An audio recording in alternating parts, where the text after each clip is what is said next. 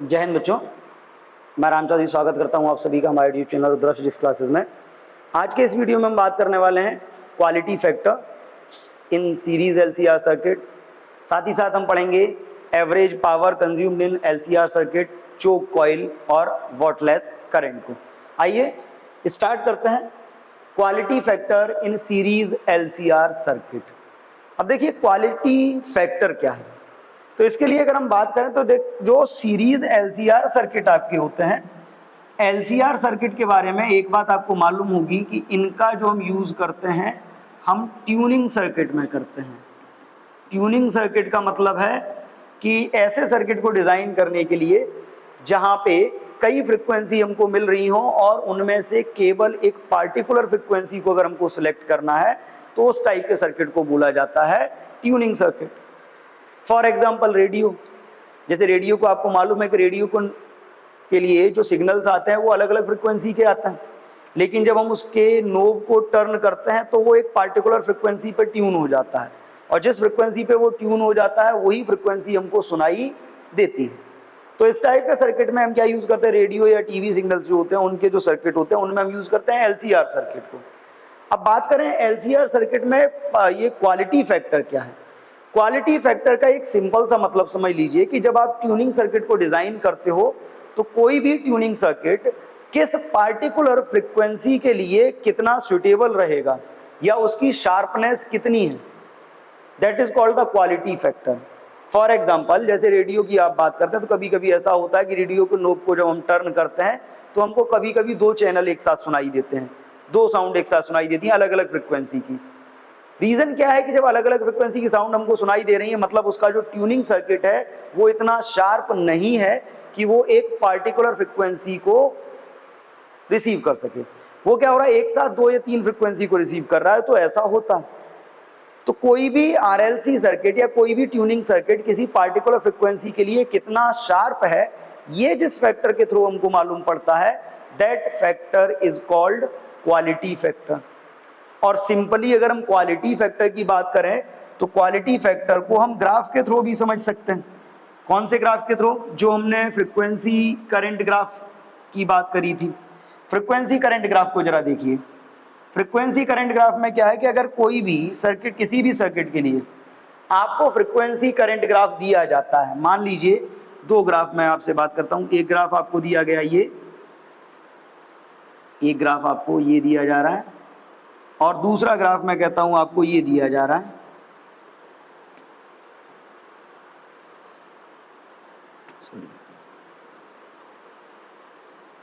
ये ग्राफ दिया जा रहा है, दो ग्राफ दिए गए हैं। तो अगर इन दो ग्राफ में अगर आप बात करते हैं तो किसी भी ट्यूनिंग सर्किट के लिए जो फ्रीक्वेंसी करंट ग्राफ आपका है, ग्राफ जितना शार्प होगा, जितना पीक होगा, उसका क्यू फैक्टर यानी कि क्वालिटी फैक्टर उतना ही अच्छा होगा। क्यों अच्छा होगा उसको भी एक बात समझ लीजिए। जैसे अभी हम इस ग्राफ में बात करते हैं, ये ग्राफ हल्का सा फ्लैट है। यहाँ पे देखो, यहाँ पे जो आपका ओमेगा आर है, रेजोनेंट फ्रिक्वेंसी है, यहाँ पे आपको पीक करंट मिल रहा है। अगर हम रेजोनेंट फ्रिक्वेंसी से थोड़ा सा कम या थोड़े से ज्यादा पे बात करें तो यहाँ पर भी जो हमको करंट मिल रहा है वो लगभग पीक करंट के ही इक्वल है। और जब वो करंट लगभग पीक करंट के इक्वल होगा यानी कि ये दोनों फ्रिक्वेंसीज को क्या करेगा, एसेस करेगा। दोनों फ्रिक्वेंसीज को एसेस करेगा मतलब ट्यूनिंग बहुत परफेक्टली नहीं कर पाएगा। लेकिन अगर हम इस ग्राफ में बात करें तो ये पीक हमको मिल रहा है ओमेगा आर पे, लेकिन हम थोड़ा सा कम या थोड़ा से ज्यादा पे बात करते हैं, जैसे हमने यही ले लिया ये, तो देखो इनमें करंट क्या है, काफी डिफरेंस है, पीक करंट से काफी डिफरेंट है। तो इसमें जो सिग्नल्स की ट्यूनिंग होगी, जो करंट होगा वो डिफरेंट रहेगा, तो सिग्नल्स की ट्यूनिंग बड़ी आसानी से हो जाएगी। तो हम इस ग्राफ के बेस पे भी क्वालिटी फैक्टर को जज कर सकते हैं कि किसी भी सीरीज एलसीआर सर्किट के लिए ग्राफ जितना पीक होगा, जितना शार्प होगा, क्वालिटी फैक्टर उस सर्किट का उतना ही ज्यादा होगा, ट्यूनिंग उतनी ही अच्छी होगी। सिंपली कि क्वालिटी फैक्टर मतलब जब आप सीरीज एलसीआर सर्किट यूज करते हो तो कोई भी सीरीज एलसीआर सर्किट किसी पार्टिकुलर फ्रीक्वेंसी को कितना परफेक्टली एसेस करता है अदर फ्रीक्वेंसीज को छोड़ के, एक पार्टिकुलर फ्रीक्वेंसी के लिए कितना रिस्पॉन्सिबल है, that is called the quality factor. और सिंपली जब हम क्वालिटी फैक्टर को डिफाइन करते हैं तो जो क्वालिटी फैक्टर है क्वालिटी फैक्टर, इसको रिप्रेजेंट करते हैं Q से।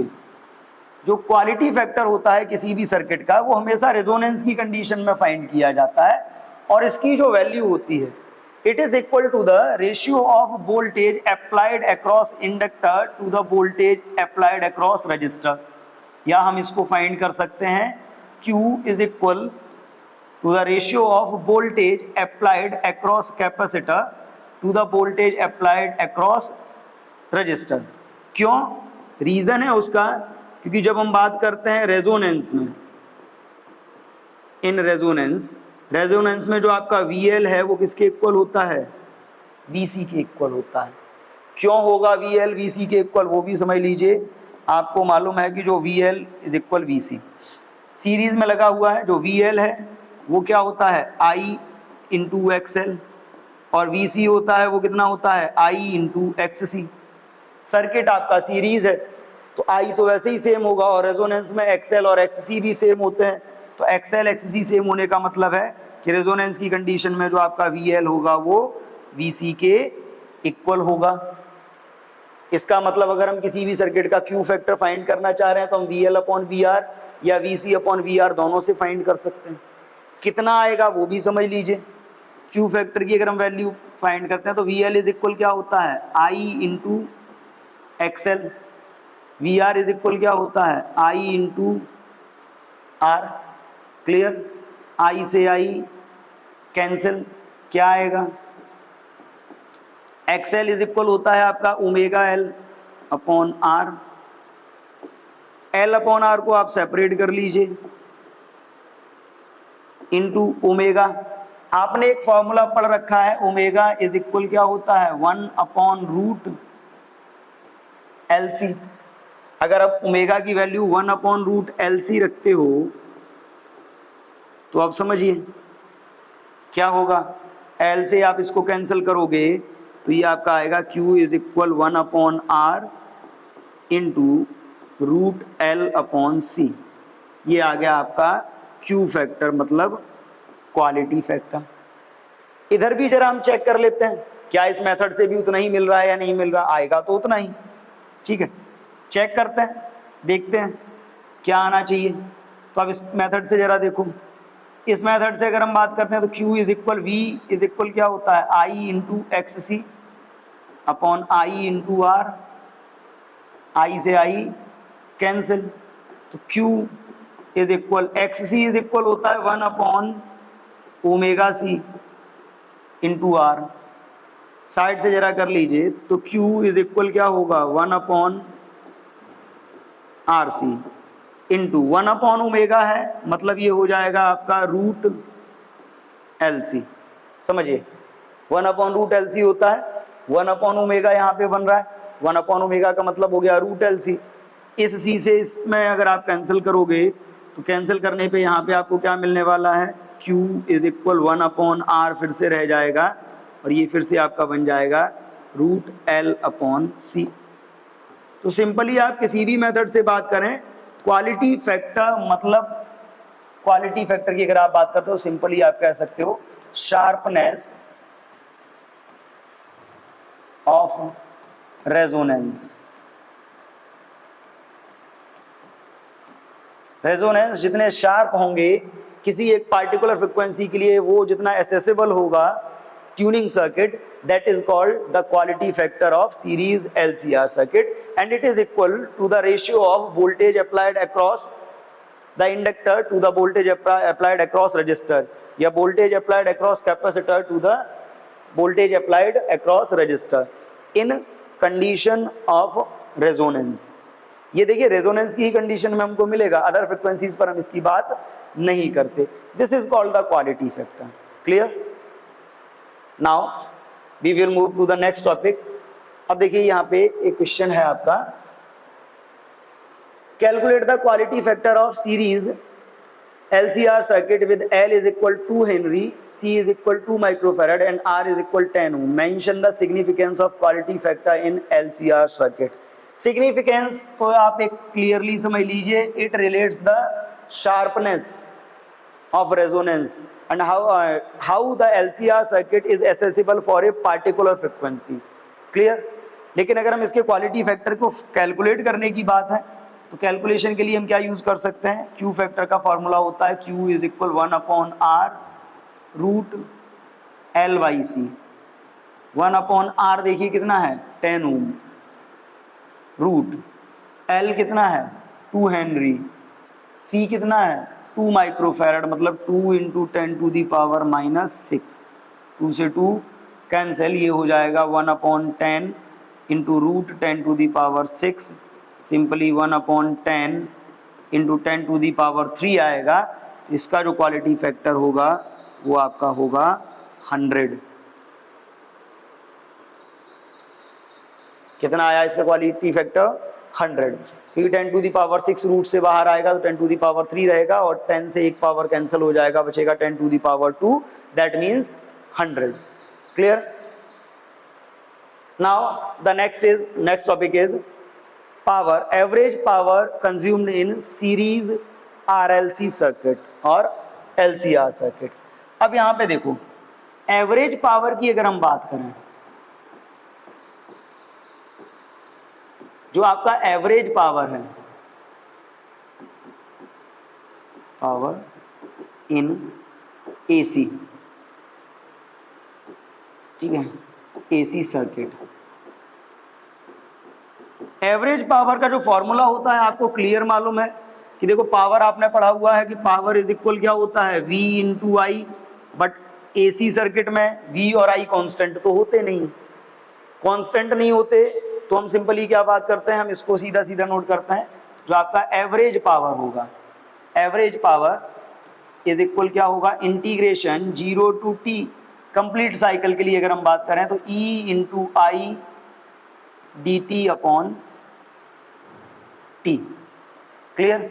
अब देखिए E इंटू आई अगर हम इसकी वैल्यू प्लेस करें तो ये जो आपका एवरेज पावर आएगा इसके लिए 1/T आप पहले ही बाहर रख लीजिए, इंटीग्रेशन 0 टू T, E की वैल्यू आपको मालूम है E0 sign omega T, I की वैल्यू होती है आपकी I0 sign omega T minus 5।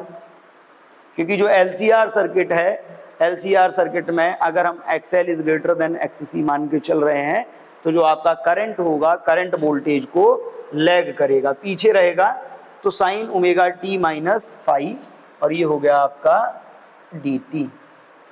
अब जरा इसको देखो, E0 I0 कांस्टेंट है, बाहर आ जाएंगे तो ये एवरेज पावर इज इक्वल क्या आया आपका E0 I0 upon T integration 0 to T multiply, इसको जरा देखते हैं ये क्या होगा, साइन ओमेगा T। अब देखिए ये क्या है आपका sine omega T minus 5, sine A plus B का फॉर्मूला आपने क्या पढ़ा है, साइन A कॉस B, यानी कि sine omega T cos 5 minus cos A sine B मतलब cos omega T sine 5 into dt। अब देखिए मल्टीप्लाई करिए साइन ओमेगा T का तो ये क्या आपका हो जाएगा, average power is equal E0 into I0 upon T, multiply करेंगे तो 0 टू T ये आपका होगा sign square omega T cos 5 minus, अगर आप इसमें मल्टीप्लाई करते हैं तो ये हो जाएगा आपका sine square omega T cos 5, okay, minus sine omega T cos omega T sine 5 और ये हो गया आपका dt। अब देखिए स्टेप बाई स्टेप हम सबका इंटीग्रेशन करेंगे। अब स्टेप बाई स्टेप इंटीग्रेशन करने के लिए एक बात समझ लीजिए, आपने सीरीज LCR सर्किट की बात करी, जो इक्वेशंस हैं उनके अकॉर्डिंग अगर हम देखें, जो फाई है, फाई तो एक कांस्टेंट है, फाई कांस्टेंट होने का मतलब है कि फाई का कहीं भी इंटीग्रेशन नहीं होगा, और फाई का जब कहीं भी इंटीग्रेशन नहीं होगा तो फाई को हम इंटीग्रेशन के बाहर रखेंगे, बाकी के टर्म्स का इंटीग्रेशन हमको करना है। तो अगर हम इसको चाहें तो हम इसको ये भी नोट कर सकते हैं E0 into I0 upon T, ठीक है, कॉस 5 बाहर आ जाएगा हमारा, क्या बचा, integration 0 to T sine square omega T into D T minus इधर साइन फाई बाहर आ गया, integration 0 to T sine omega T into cos omega T into D T. Clear? अब जरा इसको देखो, यहां पे अगर हम बात करते हैं sign omega T, sine square omega T था, साइन स्क्वायर ओमेगा टी को हम एक बार में इंटीग्रेट नहीं कर सकते, हमें इसको स्क्वायर इसका हटाना पड़ेगा, और जब हमको इसका स्क्वायर हटाना पड़ेगा तो हम इसको क्या लिख सकते हैं, जैसे ये average power is equal E naught I naught upon T, ये तो हमारा कॉमन चल ही रहा है, in bracket cos phi integration 0 to T sine square omega T को हम लिख सकते हैं 1 minus cos 2 omega T by 2 into D T. अब आते हैं इधर minus sine phi integration 0 to T sine omega T cos omega T, अगर हम इसमें 2 का मल्टीप्लाई करके 2 से डिवाइड कर लें, कितने से मल्टीप्लाई कर लेते हैं 2 से, और डिवाइड भी कर लेते हैं 2 से, तो 2 से मल्टीप्लाई करके 2 से डिवाइड करेंगे तो ये 2 sine omega T cos omega T sine 2 omega T बन जाएगा, और अपॉन में 2 रहेगा, तो अगर हम इस टाइप से इसकी बात करते हैं तो ये बन जाएगा आपका sine 2 omega T upon 2 into D T. अब जरा देखिए, करते हैं इंटीग्रेशन, इंटीग्रेशन करेंगे तो क्या आएगा, E naught I naught upon T, पहले में देखो कॉस फाई, ये 2 कांस्टेंट था बाहर आ गया कॉस फाई के साथ, 1 का इंटीग्रेशन क्या होगा, 1 का इंटीग्रेशन होगा T, clear, minus cos 2 omega T का क्या होगा, साइन 2 ओमेगा टी, और टी का जो मल्टीपल है 2 ओमेगा, ये तो हो गया ऊपर वाले का, माइनस साइन फाई, इसमें भी 2 आप बाहर ले लीजिए, साइन 2 ओमेगा टी का क्या होगा, minus cos 2 omega T upon 2 omega, हो गया। अब यहाँ पे देखो लिमिट भी है 0 to T 0 to T, clear. अगर हम लिमिट इसकी रखते हैं तो लिमिट रखने पे देखो क्या होगा, average power is equal E naught I naught upon T cos phi upon 2 omega, इसका बाहर आ जाएगा 4 ओमेगा, ब्रैकेट में आपका रहेगा t माइनस 0 मतलब t minus sine 2 omega t minus sine 0,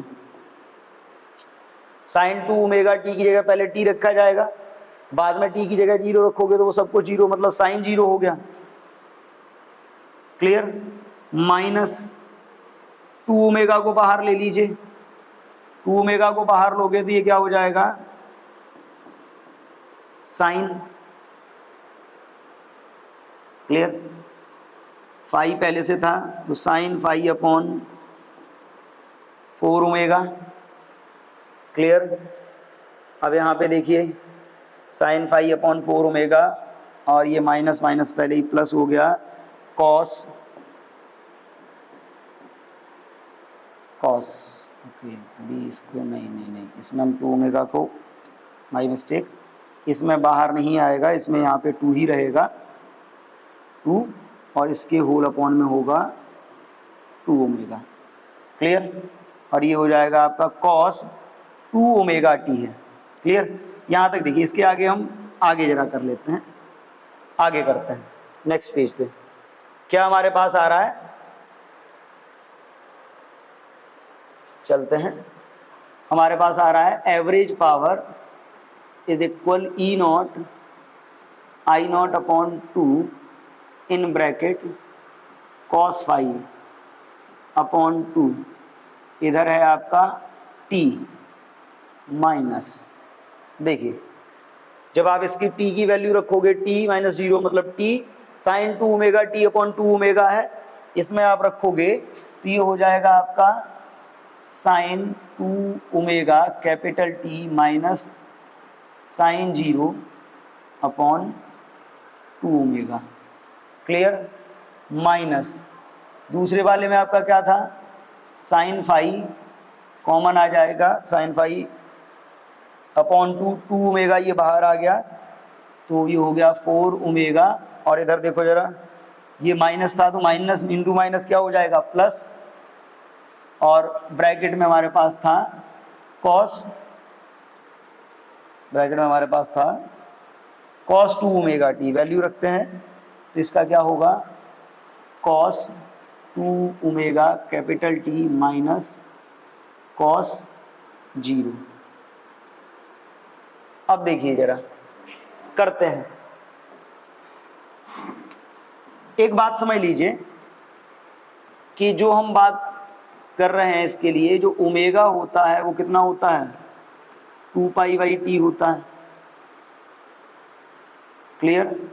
या हम सिंपली कह सकते हैं कि t इज इक्वल क्या होता है, तो आपका ओमेगा टी होगा इस हिसाब से वो किसके इक्वल होगा 2 पाई के, और ये वैल्यू अगर हम ऊपर वाली इक्वेशन में इंप्लीमेंट कर दें omega is equal 2 pi by T यानी कि ओमेगा टी इज इक्वल 2 पाई, अगर यही वैल्यू हम ऊपर वाली इक्वेशन में प्लेस करते हैं तो ये हमारा हो जाएगा average power is equal E naught I naught upon 2 in bracket cos phi upon 2, अभी 2 नहीं है अपॉन में t है यहाँ, और यहाँ भी t है अपॉन में t। क्लियर? ब्रैकेट में क्या है t minus sine 2 into omega T की मतलब 2 pi minus sine 0 upon 2 omega. Clear?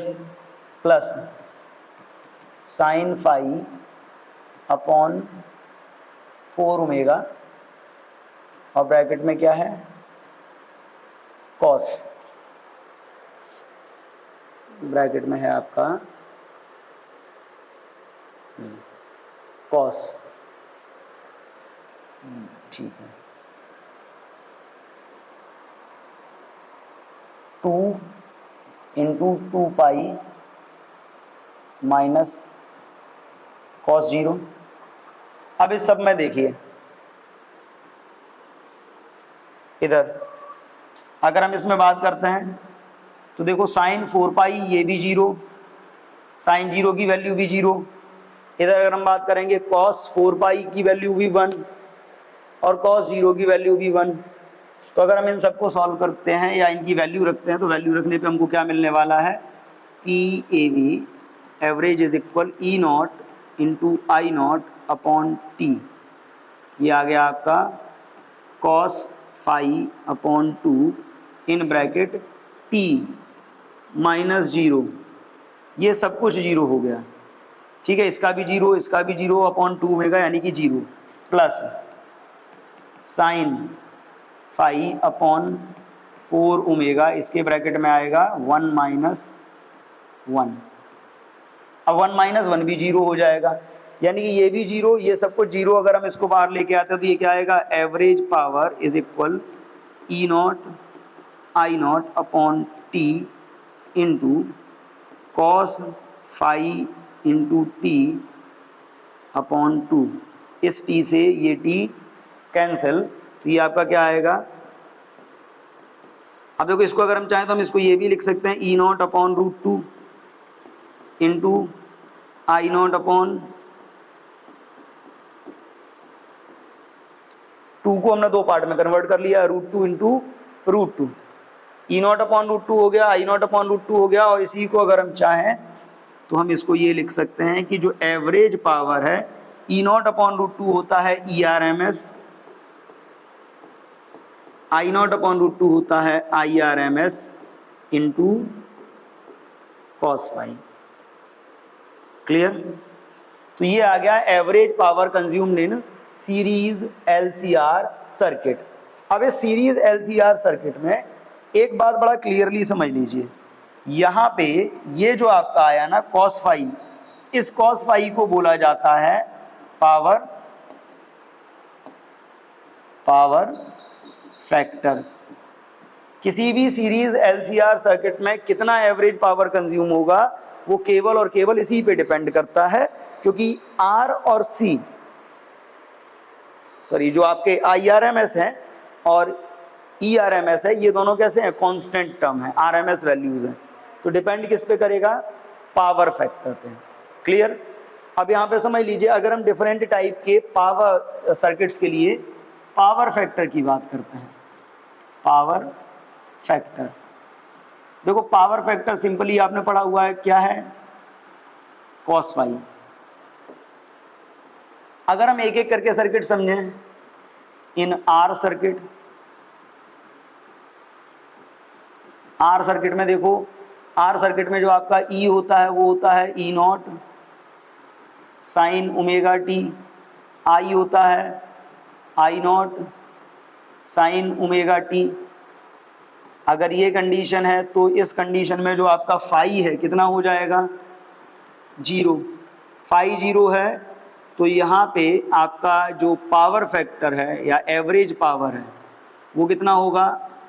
ERMS IRMS cos phi. Cos phi यानी कि फाई 0 है तो कॉस फाई कितना हो गया? 1। तो यहाँ पे जो आपका एवरेज पावर आएगा वो आएगा आपका ERMS इंटू IRMS, और ये जो वैल्यू होती है ये वैल्यू होती है आपकी मैक्सिमम। क्लियर? अब अगर हम यहीं पे बात कर लें in L circuit, L circuit के लिए देखिए, एल सर्किट में आपने पढ़ा है E इज इक्वल होता है E naught sine omega T, और जो आपका I है वो होता है I naught sine omega T minus π/2। इस सिचुएशन में अगर आप बात करते हो तो यहाँ पे जो आपका फाई है वो कितना हो गया? फाई हो गया π/2, मतलब कॉस फाई 0। अगर कॉस फाई 0 है तो यहाँ पे जो एवरेज पावर आएगा वो कितना हो जाएगा? यानी कि अगर आप एल सर्किट की बात करते हो तो प्योर इंडक्टिव सर्किट में एवरेज पावर कंज्यूम्ड कितना होता है? 0। इसी टाइप से अगर आप बात करते हो सी सर्किट की,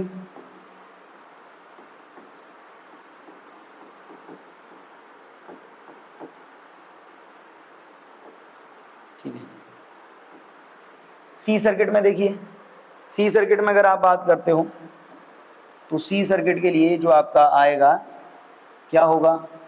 E is equal E naught sine omega T plus जो E naught sine omega T. Clear? और दूसरा आपका I, अगर आप I की बात करते हो तो इसमें क्या होता है? I is equal I naught sine omega T plus π/2। Clear?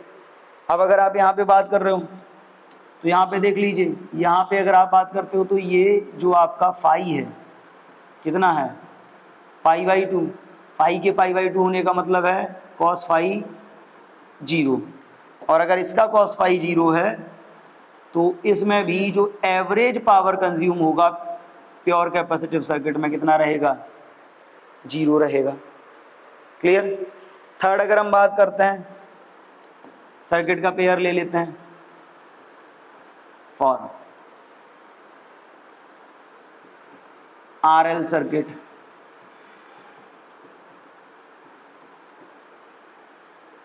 RL circuit के लिए देखिए, अब देखिए कॉस फाई आप बात कर रहे हो तो कॉस फाई जब आप बात करते हो तो कॉस फाई की वैल्यू हमने RL सर्किट या हम अदर टाइप के सर्किट की बात करें तो कितना होगा? वो एक बात बड़ा क्लियर समझ लीजिए कि जो आपका पावर फैक्टर आता है या जो हम फाई की बात करते हैं, तो जो आपका आरएल सर्किट है, आरएल सर्किट के लिए या आरएलसी की हम बात करते हैं, सीधा पहले आरएलसी पे आते हैं, फॉर सीरीज आरएलसी। एक बात समझ लीजिए, सीरीज आरएलसी सर्किट की जब आप बात करते हो और जो ग्राफ बनता है आपका, ये आपका ग्राफ, ये करंट, इस पे ही होता है आपका वी आर, पी आर इसी पे रहेगा, क्लियर।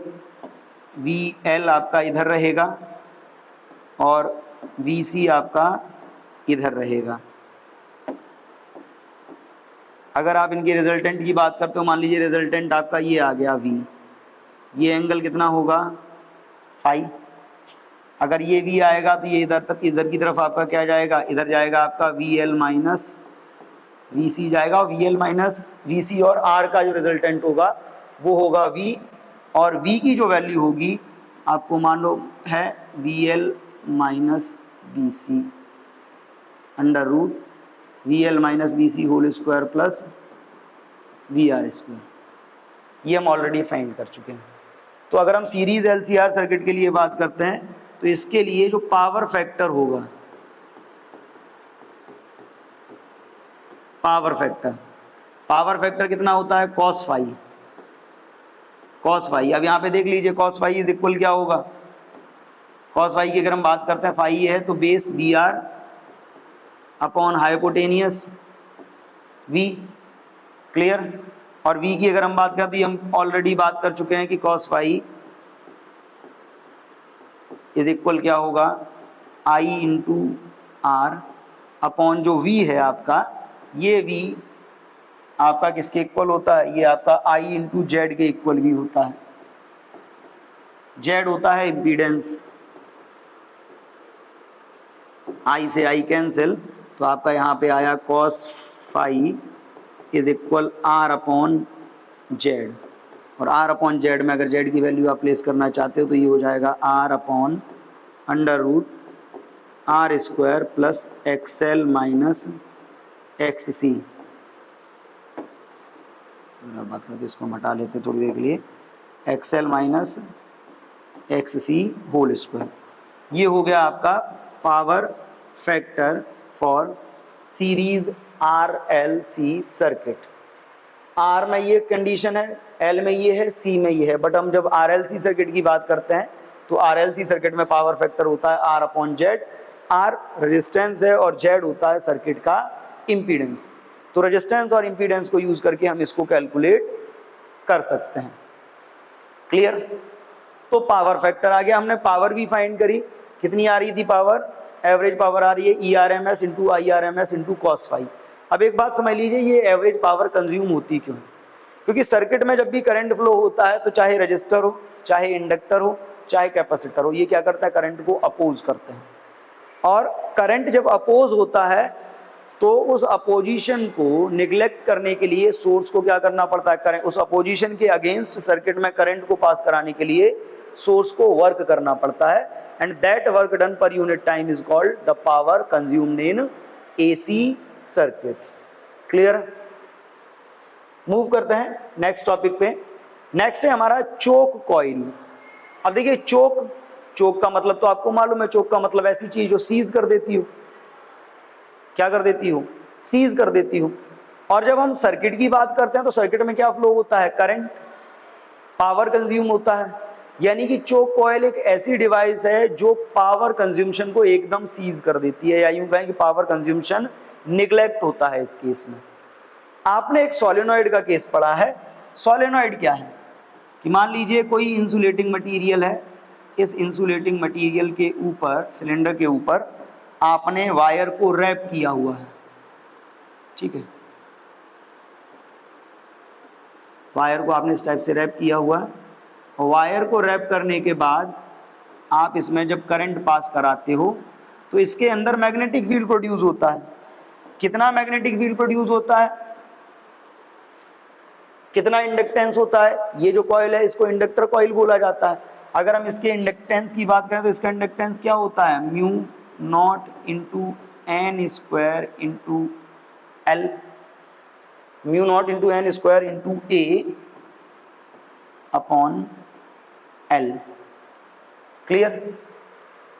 अब यहां पे देखिए, अगर हम इस इंडक्टिव कॉइल के अंदर इसका जो कोर है, हमने ये पढ़ा है कि इसके अंदर अगर हम कोई मटेरियल रख देते हैं तो इसका इंडक्टेंस बढ़ जाता है। अगर हम आपसे ये कहें कि इसका जो कोर था उस कोर को हमने क्या किया है, एक सॉलिड या आयरन का, हमने इसके कोर को आयरन से बनाया हुआ है और इसका जो कोर है वो लेमिनेटेड सॉफ्ट आयरन कोर को, मतलब प्लेट्स को मिला के बनाया है। लेमिनेटेड सॉफ्ट आयरन कोर को मिला के से अगर हम इसको बनाएंगे तो इसका जो इंडक्टेंस होगा वो क्या हो जाएगा, mu naught into mu R N square A by L, या सिंपली हम कह सकते हैं कि जो एल होगा वो mu into N square A upon L रहेगा। तो इस केस में अगर हम मेटल रख देते हैं, when core is made by metal, तो ये जो होगा आपका इंडक्टेंस क्या हो जाएगा, इंक्रीज हो जाएगा। अब देखिए इंडक्टेंस इसका इंक्रीज हो जाएगा। आपने ये कॉइल बनाई हुई है, इस कॉइल में करंट फ्लो कराया है, इंडक्शन हुआ, इंडक्टेंस डेवलप हो गया, और देखिए जो वायर है, जो कॉइल है, जिस वायर की बनी है उस वायर में पहले से रेजिस्टेंस तो रहा होगा। तो ये जो सर्किट है आपका, ये सर्किट आपका एक आरएल सर्किट की तरह बिहेव करेगा। प्योर इंडक्टिव या प्योर रेजिस्टिव सर्किट तो नहीं है, ये आरएल सर्किट की तरह बिहेव करेगा। अब अगर हम इस आरएल सर्किट की बात करें, इस आरएल सर्किट में जो पावर कंज्यूम्शन है, जो पावर कंज्यूम्शन है,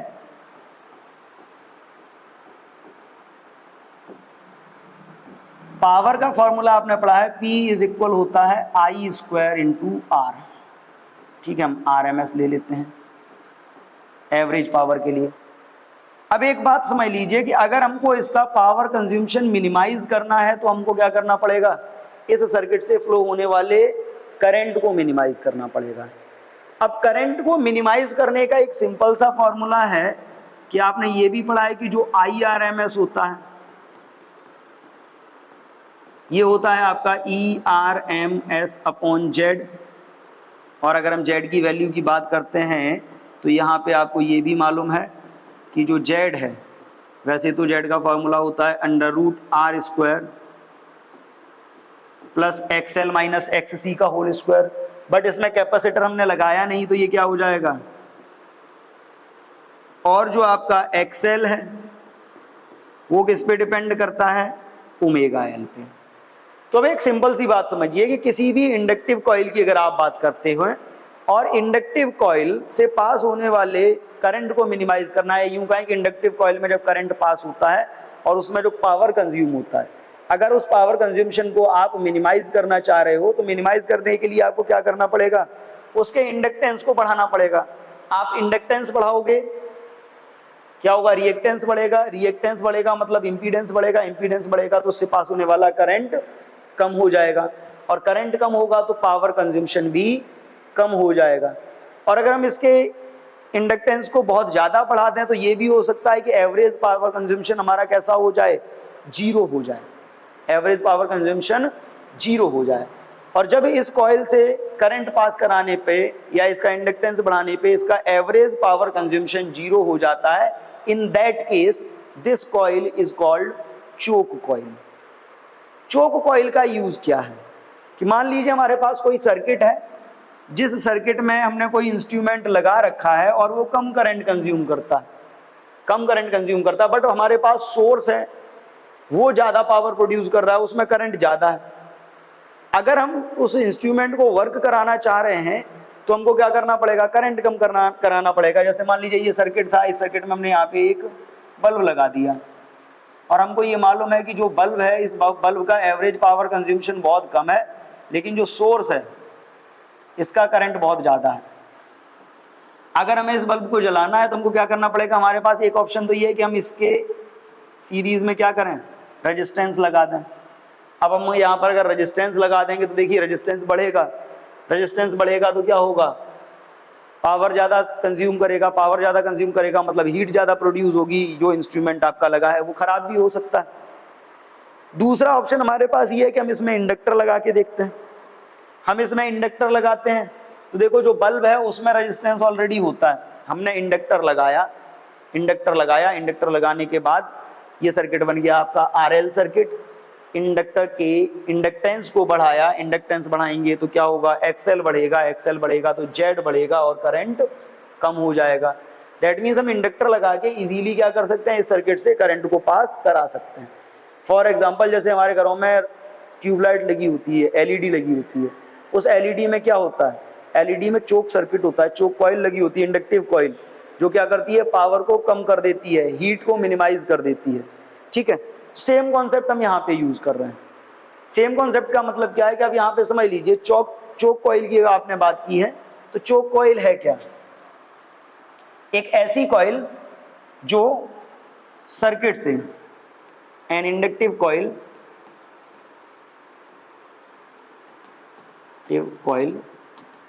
that passes current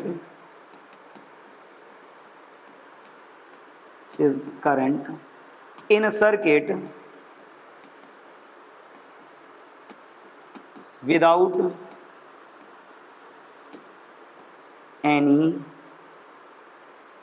consuming any power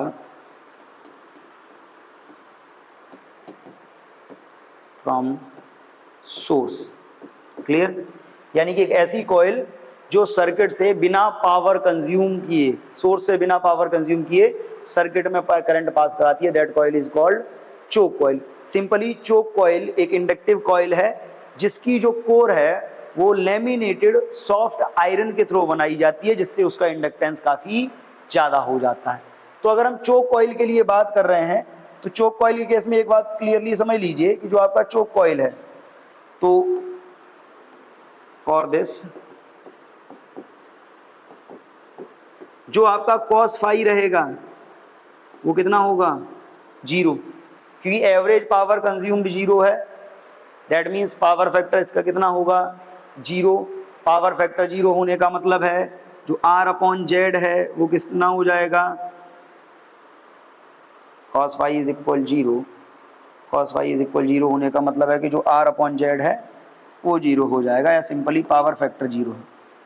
ठीक, इसका जो पावर फैक्टर है वो कितना है, 0। क्लियर। अब देखिए चोक कॉइल हमने बात करी, चोक कॉइल में करंट पास हो रहा है बट पावर कंज्यूम नहीं हो रहा, तो जब चोक कॉइल्स के थ्रू करंट पास होता है तो उस करंट को बोला जाता है wattless current. Simply current that will pass through circuit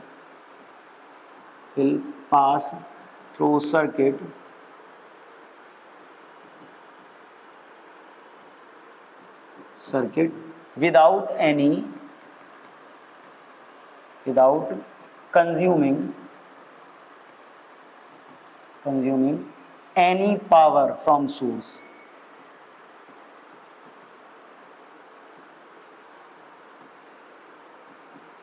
ठीक है, अब यहाँ पे देख लीजिए, बिना पावर कंज्यूम किए किसी सोर्स से जब करंट पास होता है that is called the wattless current. Clear. और वॉटलेस करंट का एग्जांपल समझ लीजिए, करंट इन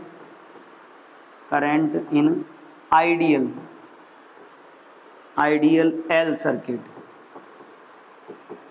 और आइडियल सी सर्किट, यानी कि जो आपका आइडियल एल सर्किट या आइडियल सी सर्किट है उसमें जो करंट पास होता है that current is wattless current. Simply choke coil वाला ही केस मान लीजिए इसको। चोक कॉइल में भी क्या होता है, without any power loss current circuit में फ्लो होता रहता है, और जब ये पावर कंज्यूम करेगा ही नहीं तो इसी करंट को क्या बोलेंगे हम, वॉटलेस करंट बोलेंगे। क्लियर। तो देखिए आज के इस वीडियो में हमने बात करी क्वालिटी फैक्टर की, हमने average power consumed in the circuit पढ़ा, एवरेज पावर के बाद हमने चोक कॉइल की बात करी और वॉटलेस करंट की। आज के इस वीडियो में हम इतना ही रखेंगे, मिलेंगे नेक्स्ट वीडियो में नेक्स्ट टॉपिक के साथ। तब तक के लिए थैंक यू एंड जय हिंद।